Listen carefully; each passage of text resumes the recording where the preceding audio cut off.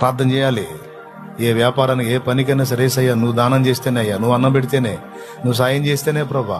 దేవుని దగ్గర ఎచ్చులు పడకూడదు. ప్రార్థన చేయడానికి ప్రిస్టేజ్ ఫీల్ కాకూడదు. ఓవర్ యాక్షన్ చేయకూడదు. ప్రార్థన చేసేటప్పుడు నువ్వు చేయి అని ఒకవాడు ఎచ్చులు పడుతుంటాడు. ఆమె కాదు పిచ్చోడ, నువ్వు చేయాల మోకాళ్ళేసి. ఇంటికి యజమానుడు నువ్వు జనాల ముందు ఎచ్చులు పడు. దేవుని దగ్గర నా ఎచ్చులు పడతావు నువ్వు? దేవుని దగ్గర మోకాళ్ళు వేయాలి. దేవుడు అంటే చాలు నీ మోకాళ్ళ కిందికి వెళ్ళిపోవాలి. మనుషుల కంటే నువ్వు గొప్పోడివి కావచ్చు, ఏసై కంటే గొప్పోడివి కాదా.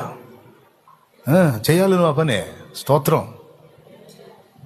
ఈ టైప్ అలవర్చుకోండి. ఏదన్నా ప్రాబ్లం వచ్చిందా, రండి ప్రార్థన చేద్దామని ఇంట్లో.